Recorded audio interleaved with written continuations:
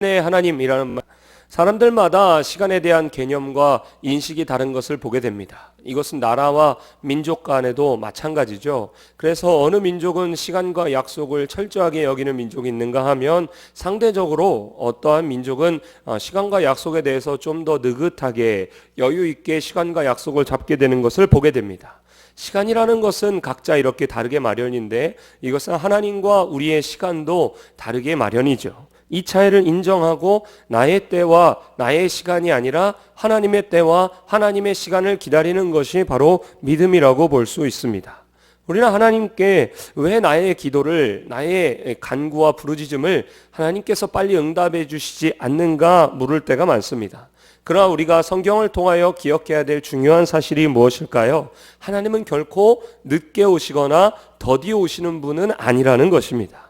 하나님은 하나님의 때에 맞춰서 오는 것이죠. 그럼 문제는 무엇입니까? 인간인 우리가 하나님의 때에까지 기다리지 못하는 데에 그것에부터 문제의 시작이 있는 겁니다. 아직 나의 삶에 모든 것이 이루어지지 않았고 나의 상황이 내가 원하는 바대로 이루어지지 않아도 하나님의 때를 기다리는 그 믿음이 있다면 마침내 응답의 역사가 저와 여러분 가운데 일어나게 될 줄로 믿습니다.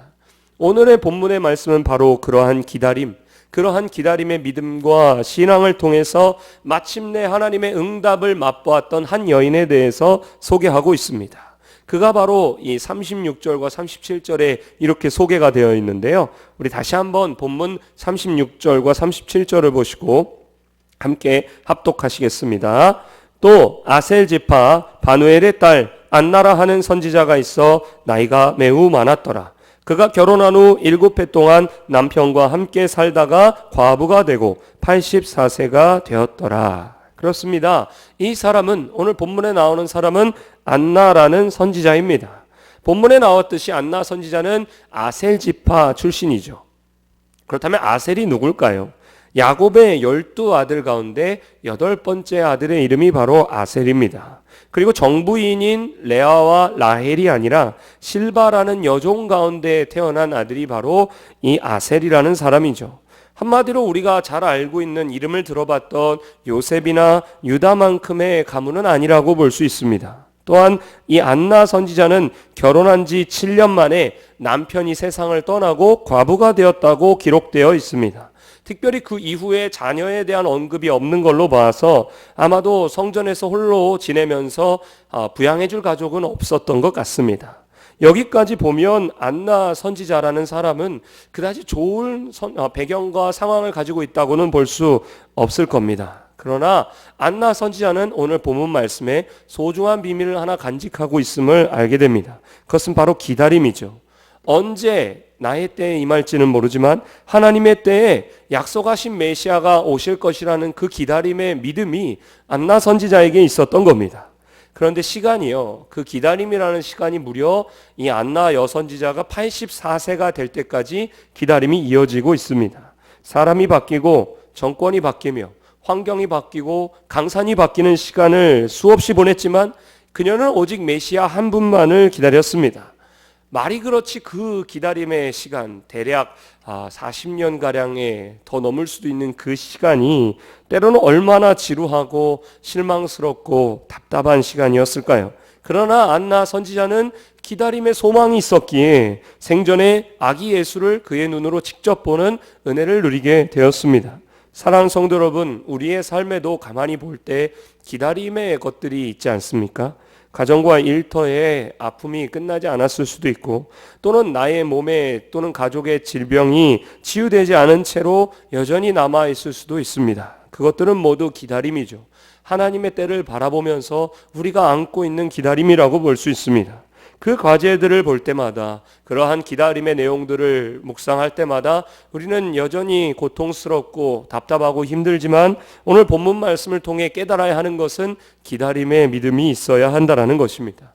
왜냐하면 그 기다림 가운데 하나님이 우리를 자라게 하시고 성숙하게 하시기 때문이죠. 기다림 속에서 하나님의 때를 기다렸던 사람은 마침내 응답의 열매를 맺게 됩니다. 하나님의 놀라운 축복을 소망하면서 기다려야 하는 것이죠. 우리는 누구나 조급증이 있기 마련입니다. 인간이라면 그렇죠.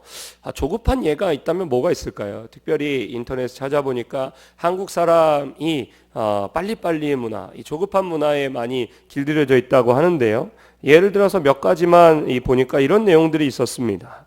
엘리베이터를 탔을 때 닫혀지는 3초 정도를 기다리지 못해서 닫힌 버튼을 연타하는 경험이 있었거나, 아니면 자판기에서 이 커피를 뽑았을 때 이 음료가 나오는 걸 기다리지 못하고 자판기 속에 손을 넣고 컵을 잡고 기다리고 있는 모습이 있다든지, 아니면은 3분 컵라면, 3분이라고 쓰여 있는 그 컵라면에 뜨거운 물을 붓고 3분의 시간을 채 기다리지 못해서 뚜껑을 열고 라면을 휘휘 젓는 모습이 우리에게나 누구에게나 있는 경험인 것을 알게 되는 것이죠.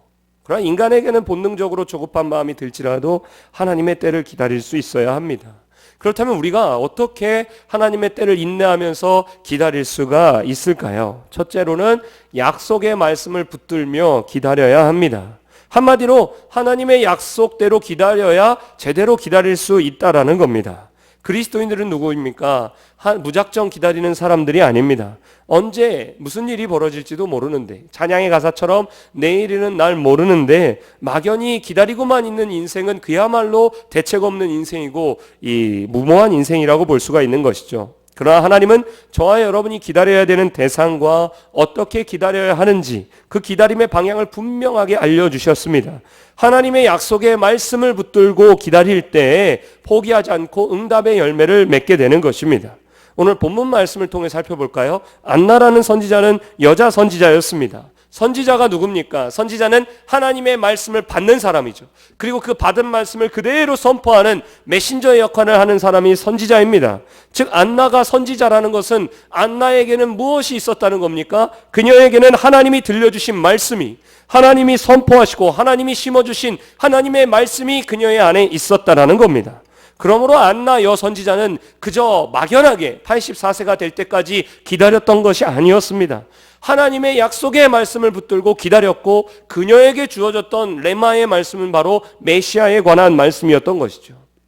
만약 이 말씀이 없었다면 그녀는 84년까지의 그 기나긴 세월을 버틸 수 없었을지도 모르겠습니다. 그러나 그녀에게 레마로 주신 하나님의 약속의 말씀이 분명히 있었기 때문에 그 말씀을 붙들고 기다릴 수 있었던 것이죠. 그녀에게 붙들었던 메시아의 말씀이 무엇인지 우리는 정확히 알 수는 없지만 성경에 나온 메시아의 수많은 예언의 말씀 중에 이사야 35장 1절부터 6절까지의 말씀이 있습니다. 그 중에 3절부터 6절까지의 말씀을 읽어드리면 이런 말씀입니다. 너희는 약한 손을 강하게 하며 떨리는 무릎을 굳게 하며 겁내는 자들에게 이르기를 굳세어라, 두려워하지 말라. 보라, 너희 하나님이 오사 보복하시며 갚아주실 것이라. 하나님이 오사 너희를 구하시리라 하라. 그때에 맹인의 눈이 밝을 것이며 못 듣는 사람의 귀가 열릴 것이며 그때에 저는 자는 사슴같이 뛸 것이며 말 못하는 자의 혀는 노래하니니 이는 광야에서 물이 솟겠고 사막에서 시내가 흐를 것임이라. 이 말씀은 이사야 선지자를 통해서 하나님이 메시아가 오실 때 나타날 축복들을 소개하시는 말씀입니다. 한마디로 메시아가 오시면 지금까지 당한 모든 억울한 일들을, 눈물 날 일들을 갚아주신다는 겁니다. 강대국들 틈에서 힘들게 살고 있었던 이스라엘 백성들이 그토록 메시아를 열망하고 바라봤던 이유가 무엇입니까? 메시아가 오시면 연약한 자들을 회복시키시고 또 포로된 자를 구원해 주실 거라고 믿었기 때문에 그렇습니다. 또한 메시아가 오시면 이사야 선지자의 말씀처럼 맹인이나 못 듣는 자나 저는 자나 말 못하는 자들, 즉 모든 병든 자들을 낫게 하신다고 말씀합니다.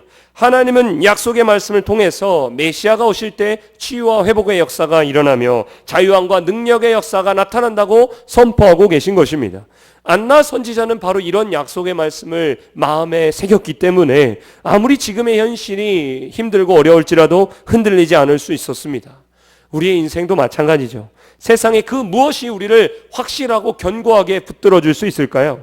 우리는 오늘 성공했다고 해서 반드시 내일도 똑같이 성공하리라는 보장이 없는 것을 너무나 잘 알고 있습니다. 그러므로 물질은 결코 우리의 생명과 행복을 완벽하게 보장해 줄 수가 없는 겁니다. 그렇다면 명예는 어떨까요? 우리는 스포츠 스타나 유명인이나 정치인이나 기업인들이 개인적인 스캔들로 한순간에 명성과 성공을 잃는 것을 너무나 잘 보고 있습니다. 그렇다면 여기까지의 결론을 볼 때 사람은 겉으로 보는 것만이, 겉에 주어진 환경만이 전부가 아니라는 것은 확실합니다. 지금 나의 삶의 자리가 안전하고 견고하다고 확신하면서 살 사람은 이 세상에 한 사람도 없다라는 것이죠. 따라서 그리스도인들은 누구입니까? 하나님의 영원하신 약속의 말씀을 붙들고 살아야 될 줄로 믿습니다. 저와 여러분은 세상의 흐름을 따라 살아가는 사람들이 아닙니다. 경제의 논리에 따라 사는 것도 아니요, 세상의 이익을 추구하며 살아가는 사람도 아닙니다. 하나님의 약속의 말씀을 붙들고 살아갈 때, 바로 그때 우리는 인생의 올바른 위치에 설 수 있는 것입니다. 사람들이 뭐라고 할지라도 하나님의 약속의 말씀이 마음에 있고 그 말씀을 붙들고 살아가는 사람은 결코 흔들리지 않을 줄로 믿습니다. 주의 약속의 말씀 있으십니까? 그 말씀을 붙들고 믿음으로 기도하며 기다림의 열매를 맺으시는 저와 여러분이 되시기를 소망합니다.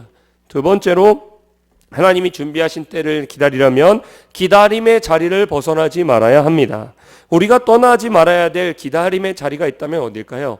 그것은 바로 예배의 자리, 성전이죠. 안나 선지자, 오늘 본문의 안나 선지자 또한 성전을 떠나지 않았다고 기록합니다. 성전에 머물면서 메시아를 기다린 것이죠. 그렇다면 왜 그녀는 다른 곳도 아니라 성전에서 기다리게 되었을까요? 그것은 성전이라는 특징이 있기 때문입니다. 성전은 하나님의 임재가 있는 곳이고 인간이 하나님과 만나는 곳이고 하나님과 더불어 교제하는 곳이며 하나님의 뜻을 깨닫고 그 능력을 공급받는 곳이 바로 하나님의 성전이기 때문에 그렇습니다. 그러므로 우리가 하나님이 준비하신 때를 믿음으로 기다리려면 그냥 세상의 어느 한복판에서 기다리는 것이 아니라 하나님이 계신 성전에서 기다려야 될 줄로 믿습니다. 즉 주님 안에서 믿음을 가지고 기다려야 하나님이 응답의 때까지 흔들리지 않을 수가 있는 것입니다. 예수님은 승천하시면서 십자가에 죽으신 뒤에 부활하시고 승천하시면서 제자들에게 위로부터 능력을 받을 때까지 예루살렘을 떠나지 말고 기다리라고 말씀하셨습니다. 물론 이때의 제자들은 성령을 경험하지 못했기 때문에 위로부터의 능력이 무엇인지를 깨닫지 못했죠. 하지만 예수님의 당부였기 때문에 제자들은 예루살렘을 떠나지 않고 기다렸습니다. 왜 굳이 하나님의 능력이 예루살렘에 부어져야 했을까요? 사실 예수님의 제자들에게 있어서 예루살렘이라는 이 장소는 결코 오래 머물고 싶지 않은 장소였을 겁니다. 스승인 예수님이 십자가에 처형당하고 죽었던 장소이기도 하고 로마 관원들이나 유대의 종교 지도자들이 언제 자기들도 잡아서 처형할지 모르는 장소가 바로 이 예루살렘이기 때문에 그렇습니다. 예수님은 너희가 예루살렘을 떠나지 말고 기다리라고 말씀하셨지만 여러 가지 현실적인 상황들을 고려해 볼 때 이 예루살렘 땅을 속히 떠나는 것이 제자들에게는 여러모로 유익할 수가 있다라는 것이죠. 그러나 다행히 예수님의 제자들은 주님의 당부대로 예루살렘을 떠나지 않았습니다. 그리고 마가의 다락방에 모여서 120명의 성도들이, 제자들이 열흘 동안 전심으로 기도한 끝에 오순절 성령 강림이라는 엄청난 사건을 그들이 경험하게 된 것입니다. 만일 예수님의 제자들이 주님의 말씀을 듣지 않고 그때 예루살렘을 떠났다면 어떻게 되었을까요? 그래도 성령은 오순절에 강림하셨을 겁니다. 하나님께서 약속하신 말씀이기에 그대로 이루어지기 때문에 그렇습니다. 하지만 성령은 약속하신 때에 오순절에 강림하셨겠지만 만약에 제자들이 떠나게 되었다면 그 성령의 충만함을 경험하지 못했을 겁니다. 예수님이 부활하시고 나서 한 번에 일시에 500명이 넘는 제자들에게 나타나신 적이 있었습니다.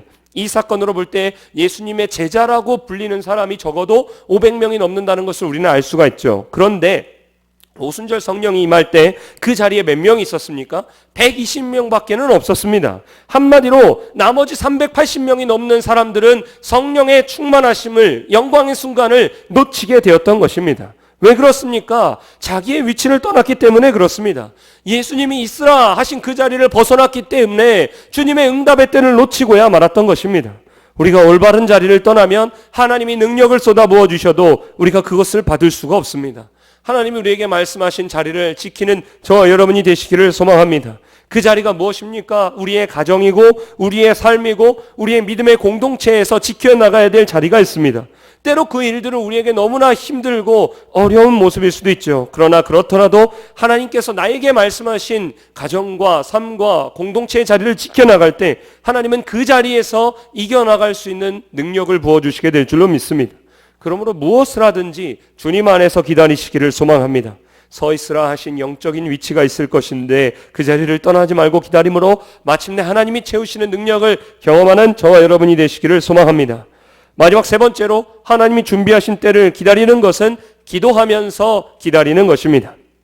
본문의 37절을 다시 한번 보십시오. 안나 선지자는 주야로 금식하면서 기도함으로 섬겼습니다. 즉 84세가 될 때까지 성전에서 할 일 없이 지낸 것이 아니라 밤낮으로 금식하면서 기도했던 것입니다. 기도했다는 것은 무엇입니까? 소망을 놓지 않고 하늘을 향한 창을 열어놓았다는 것이죠. 하나님께 초점을 맞추며 하나님의 응답을 기다리고 있었다는 겁니다. 이렇게 안나 선지자가 주야로 금식하면서 기도했던 결과가 무엇일까요? 38절 말씀을 보시고 우리 다시 한번 함께 읽어보시겠습니다. 마침 이때에 나아와서 하나님께 감사하고 예루살렘의 속량을 바라는 모든 사람에게 그에 대하여 말하니라. 마침 이때를 주목하십시오. 마침 이때 마치 우연처럼 일들이 벌어지게 됩니다. 이것은 우연처럼 보이지만 하나님의 응답이었죠. 마침 이때 어떤 사건이 일어납니까? 본문의 바로 전 상황들을 보시면 예수님의 부모가 아기 예수를 안고 성전으로 들어오게 되었던 것입니다. 유대인들은 아기를 낳으면 반드시 정결 예식을 치르게 됩니다. 정결 예식은 말 그대로 몸을 정결케 하는 예식이죠. 이 예식을 할 때는 보통 제물을 드릴 때 양 한 마리를 제물로 드리게 되는데 가난한 경우에는 양이 아니라 비둘기 같은 더 적은 제물을 드려도 아무 문제가 없습니다. 24절에 본문 말씀의 앞부분인 24절에 바로 그 내용이 나오는데요. 예수님의 육신의 부모였던 요셉과 마리아가 비둘기를 제물로 드리는 것이 나오는데 그를 통하여 그들이 얼마나 가난한 상황에 있는가를 살펴볼 수가 있는 것이죠. 어찌됐건 이렇게 아기 예수의 정결 예식을 위해서 그들이 성전을 찾아왔을 때 성전에서 기다리고 있던 시몬 선지자가 먼저 아기 예수를 안고 축복하며 기도했습니다. 이처럼 예수님의 부모가 성전에서 결례식을 행했고 시몬 선지자가 아기 예수를 안고 축복하는 마침 이때 안나 선지자의 84세 되던 그때에 그녀는 아기 예수를 눈으로 목도하게 되었던 것입니다. 이것을 과연 우연이라고 말할 수가 있을까요? 하나님이 준비하신 가장 완전한 때였던 것입니다. 하나님은 누구에게 완전한 때를 주십니까? 기도하며 기다린 자에게 주시는 줄로 믿습니다. 그러므로 지금 당장 나의 기도가 응답되지 않는다 하더라도 염려하지 마시기 바랍니다. 하나님이 준비해 놓으신 마침 이때가 반드시 저와 여러분에게 기도하는 자에게 임하시게 될 줄로 믿습니다. 하나님의 완전한 타이밍이 분명히 있습니다. 안나 선지자의 때는 84세였고 그녀는 그때가 머물도록 성전에서 기다리면서 하늘 향한 창을 열어놓고 하나님께 끊임없이 기도하며 간구했습니다. 그러자 하나님이 그녀에게 아기 예수를 직접 눈으로 볼 수 있는 때를 열어주셨습니다. 뿐만 아니라 메시아를 기다리는 수많은 사람들에게 나가서 아기 예수가 바로 그이라고 메시아라고 선포하는 은혜와 특권을 누릴 수가 있었던 것입니다. 저와 여러분의 삶에도 반드시 필요한 것은 기도의 창입니다. 우리가 기도하면서 기다린다는 것은 때로 너무나 힘든 일이고 때로 너무나 지루하다고 여길 수 있는 일이죠. 그러나 기도하며 하나님을 바라보고 기다린 그 시간들은 결코 헛된 시간이 아닙니다. 바벨론의 포로로 끌려간 다니엘을 볼까요? 그는 날마다 예루살렘을 향해서 포로의 위치에서도 예루살렘을 향한 창을 열고 3번씩 기도했다고 얘기합니다.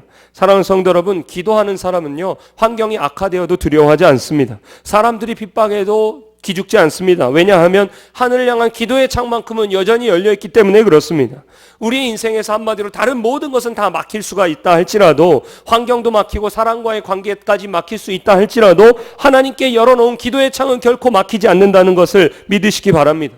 우리가 기도의 창을 열어놓고 하나님께 나아갈 때 하나님이 주시는 능력 가운데 하나님의 신실하신 채우심을 맛보게 될 줄로 믿습니다. 그것이 바로 오늘 본문의 약속의 말씀들입니다. 말씀을 맺겠습니다. 우리에게는 기다림의 시간들이 있습니다. 그러나 그냥 기다리셔는 안 됩니다. 그 기다림의 시간에 하나님의 약속의 말씀을 붙들고 기다려야 될 줄로 믿습니다. 성전 안에서 하나님 안에서 예수 그리스도 안에서 하나님의 뜻을 붙잡고 기도해야 됩니다. 그리고 무엇보다도 응답하실 때까지 낙심하지 않고 기도로 나아가야 될 줄로 믿습니다. 그때 반드시 하나님은 우리에게 마침 이때의 때를 열어주시게 될 줄로 믿습니다. 그 하나님은 마침내의 하나님이시며 그 하나님은 마침내 우리의 삶에 충만하게 역사하시게 될 줄로 믿습니다. 우리의 인생은 결코 완성된 인생이 아닙니다. 우리의 인생은 어쩌면 주님이 부르시는 그날까지 미완성의 여러 가지의 과제들과 기다림들이 남아있는 삶일 수도 있습니다. 그러나 그럴지라도 그 모든 기다림 가운데 믿음으로 기다리면서 주님께 나아감으로 마침내 하나님의 때에 열매를 맺으시면서 나아가는 저와 여러분이 되시기를 주님의 이름으로 간절히 축복합니다. 기도하시겠습니다. 하나님 아버지 감사합니다. 오늘 말씀을 통하여서 기다림의 때를 기다리는 그리스도인들의 모습을 깨닫게 하여 주시니 감사합니다. 우리는 그저 막연하게 기다리는 것이 아니라 하나님이 주신 약속의 말씀을 붙들고 기도하는 것임을 깨닫게 되었습니다. 주여, 나에게 약속의 말씀이 없다면 주의 말씀을 읽을 때, 주의 말씀을 대화할 때, 예배의 자리에, 기도의 자리에 하나님의 약속의 말씀을 부어주셔서 그 말씀으로 말미암아 흔들리지 않는 삶을 살아갈 수 있도록 주님 은혜를 베풀어 주시옵소서. 또한 주의 자리를 벗어나지 않고 하나님의 능력과 은혜로 새 힘을 공급받으며 살게 하여 주시옵시고, 마침내 그 자리에서 기도함으로 말미암아 마침 이때 이루어지는 하나님의 응답의 때를 경험하며 나아가는 믿음의 자녀의 복된 삶들이 되게 하여 주시옵소서. 감사드리며 예수님의 이름으로 기도드립니다.